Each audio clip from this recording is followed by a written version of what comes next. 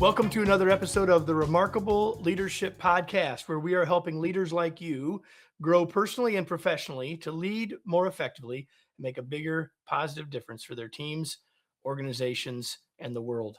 I've said that many times, but never at the start of what is a very special episode. Well, actually, the start of a very special 5-part series slash adventure. More about that in a second. But the person who's going on this adventure with me, doing this series with me, is Jennifer Moss. She's a writer, author, speaker, specializing in transforming workplace culture. But while there are lots of people that talk about that, she does it using data. She's written 2 books, and twice she's been my guest on the Remarkable Leadership Podcast. She joined me for episode number 299 in December of 2021, talking about her book, The Burnout Epidemic. And then again, last August of 2025, for episode 501, when we talked about her latest book, Why Are We Here? Creating a Work Let me do that again. Why are we here? Creating a work culture everybody wants. And it was during that conversation that she said something. She said, we can change culture in 20 minutes or less.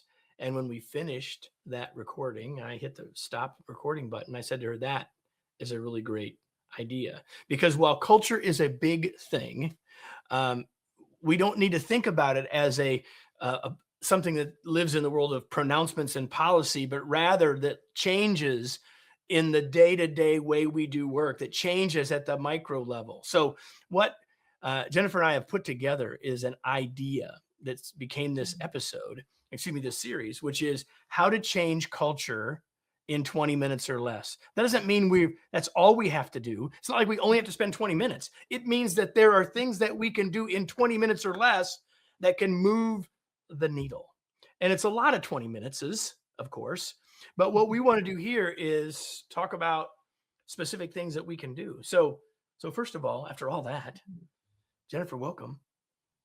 I'm so happy to be here. And I'm so glad this conversation that we had on your 501st episode, which is remarkable in itself, that this is happening, that this little idea has come to life. And I think what I love about you and I and the way that we think is that we understand that it is in everyone's ability to have an impact on culture, that it isn't just some big policy, like you said, or it's not, putting a new value up and then laminating it and throwing it kind of in every part of the organization so that everyone can see it and feel attached to it, but it doesn't feel authentic. It's usually in these kind of 20 minutes or less micro shifts where we actually feel the difference in a good culture or a bad culture. Well, I have long described culture as the way we do things around here. And so if we apply this 20-minute thing that you're going to talk about today and we're going to, by the way, we're going to try to give you a 20-minute or less idea in 20 minutes or less. So that's the big idea of this series. But if we're going to do that, if we're going to do something different in 20 minutes, then that moment is changing the culture, right? So it's finding lots of those ways to make that change. This is now how we do it. In this case, we're going to talk about rituals. So, but there's another word in this title of this episode, this first episode in this 5-part series, improving community through rituals. So let's start with this idea of community. Why does that matter to us in the context of culture? What we've really been feeling is this loss of connection, not just in our workforces, but globally. We've seen this real shift towards focus on connecting through technology, but then not actually having in real life relationships in the same way. And that's had a massive impact on our communities in the workplace, of course. And I think there's a huge value in having, fun at work. And we've lost that. And a big part of having fun at work is having a best friend or having someone you laugh with, or, you can kind of be frustrated, and there's someone there that understands you and gets you and validates that. I mean, there's a lot of reasons why we need friends at work. Gallup has the Q12. They measure whether you have a best friend at work, and have added that to their Q10 because it was so impactful when they did the research. They found that, if you have a best friend at work, you're 50% more likely to stay. There's all these, really great results that they found from the data when people had friendships. They found that pre-pandemic, it was 1 in 3 people globally had a best friend or someone that they called the ally at work. And in recent days, they've found, or the recent data, they found that it's now 1 in 4. So that just feels really unfortunate. We've lost our way when it comes to building relationships. And I think for me, when we think about work right now, it's like going to school without art gym or recess. It's just all work. We're constantly time starved. We have no time for each other. And we need to rebuild that back. We need to massage that friendship muscle, the community muscle, so that we can make work fun again. So there's a reason why we want to show up, and there's a reason for feeling engaged. It makes us feel like we matter. And that should be a strategic priority right now, I think, above all. When we were sort of prepping and talking about, we've been sort of noodling on the idea of this series since last August, when we first Mhm. had the conversation, the post podcast conversation. And you just mentioned something about us being time starved. And that's one of the reasons why we want these episodes to be 20 minutes or less. Something that you can do quickly, but also something that we can explain to you quickly. So I want to get to that, but I want to make one other point, and that is Mhm. that all of you listening are leaders, presumably, but all of you assuredly are humans, right? And so there's no doubt that you may be wanting these things for yourself. We're talking about this through the lens of what do you do for your organization as a leader, but as it relates to this idea of rituals, you're going to get the benefit too, because as a leader, you're also a member of the team. Would you agree with that? Yeah, absolutely. I mean, we talk a lot about leaders in this context of that they're just making all the policy decisions. They run the whole show. There's an us and them. And in a lot of cases, unless even if you're a CEO, you're still responding to shareholders and to the board. So everyone is still trying to live their life and be healthy and happy and have connections and have support and allyship.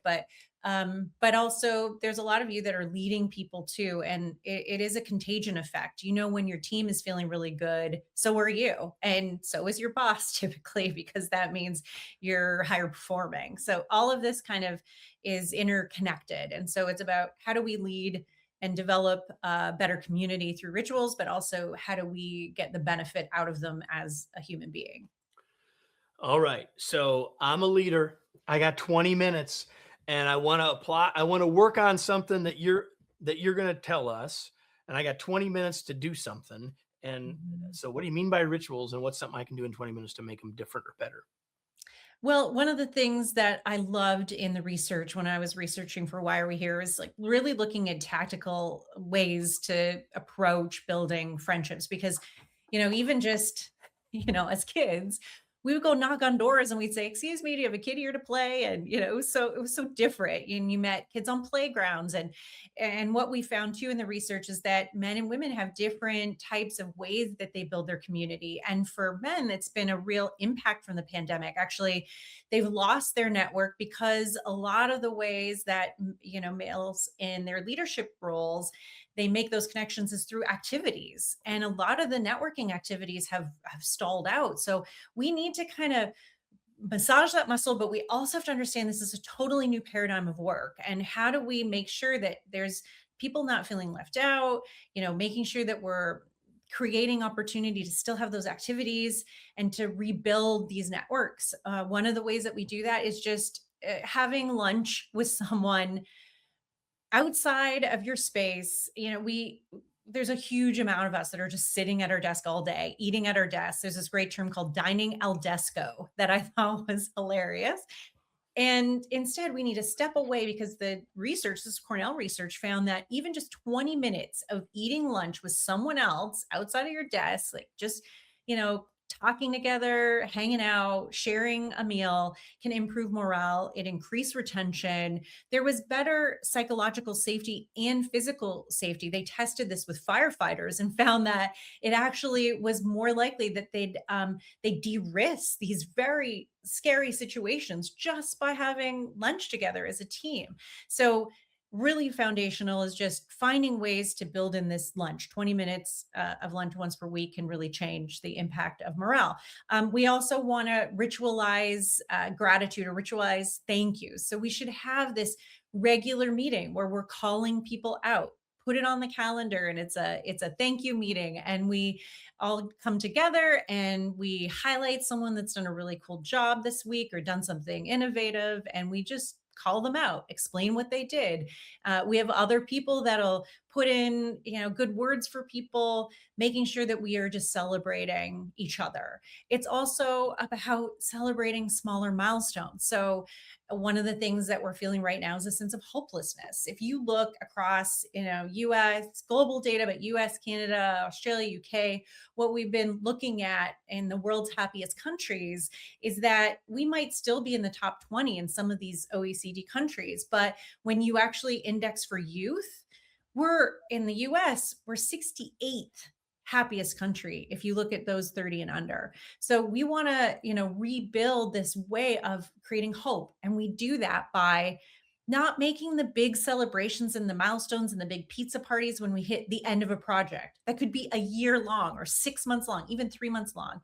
Instead, we want to come up with these ways of celebrating good ideas and each other more regularly. So maybe it's once a week, maybe it's once a month. These are very specific rituals. This is just three examples of rituals that we can bring back that will then create this sense of connecting, sense of morale building.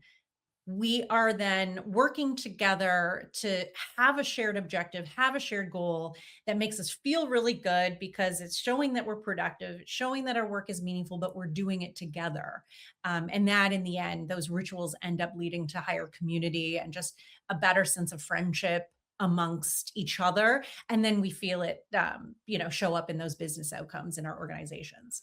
Let me, that's all excellent stuff. And any one of those things, you can do, and clearly many of them in way less than 20 minutes. Let me share another one with you all that is maybe worth considering. And so my team is virtual. There's actually one other person down the hall here today. She's here 1 or 2 days a week. But other than that, my team is spread out across the country, and we're rarely in the same place. And when we have our monthly team meeting, sort of the all hands meeting, if you would, I start that meeting with a ritual that if I didn't do it, I'm confident they'd say, like, what's going on? And that ritual is we do something that's fun. Well, at least Kevin thinks it's fun. Not everyone may think it's fun, but it's meant to have us talk about something, not work, and to get to learn something about each other a little bit more, whatever it is. So like last month, for us, knowing all of our particular backgrounds, it was a perfectly fair thing to ask everybody. Say, like, what's one of your favorite Christmas traditions? And so everyone shared a Christmas tradition, and we all learned something about that person. And they could choose to share something pretty superficial or pretty in depth and pretty far back in their past. Like, it doesn't matter. Like, I'm doing another one in a couple of days where we're going to ask. It was recently National Word Nerd Day. So I gave them three things. You can say, what's your favorite word? What's your favorite word game? And like, the thing itself is not the point. The thing is, it creates a chance for everyone to share for about 30 seconds. And we can go around the group virtually and do that. We have a little laugh. We learn a little something. Sometimes a new connection gets made. And so it's just another example of something that you can do. I love that you said that, Kevin, because what you're saying too is validating that the reason that we're not, that we don't have community isn't because we're working remotely or it's hybrid. A lot of this push for return to office has been about improving morale, but we've seen, and the data shows, and I talked about it explicitly in the book, around it isn't about this way we're working, the mode of working. It isn't where we're working. It's being intentional. It's giving the time for rituals. It's focusing on that as being a strategic priority. And the reason why people aren't as social, and we mentioned this being time served, it's because they're just overworked and their workloads are unmanageable. And so all of those other things like building community feels like fluff or is deprioritized, but it is actually a big factor in the business outcomes that we want. So we have to invest in that if we want to be competitive, if we want to show growth or sales improvements. All of it ties to these like fundamental things, and you can do that remote, you can do that in person, but it is more about the intention versus that, it has to be about where. It's about how and when and with whom. And that's, I think, what we're missing in our structures of how we're working right now when it comes to building community. I'm just going to say one more thing and we're going to close because we're going to meet our objective of less than 20 minutes, Jennifer. So I just want to make this observation to you. You all might be saying, well, wait a minute. If we're time starved, we have all this stuff. How do we make the time for these things? Well, first of all, these aren't very long. The things we just described do not take very long. And second of all, they're an investment. Yeah. We make that we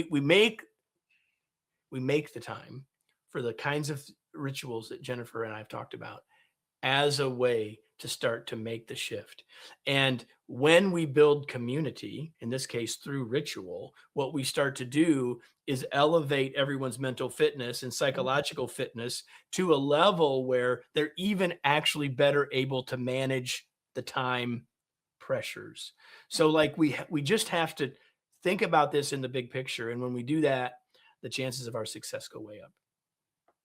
I love that. That's so true. That's a perfect way to end our 20 minutes is invest in each other and spending time with each other and then see all, us reaping the rewards.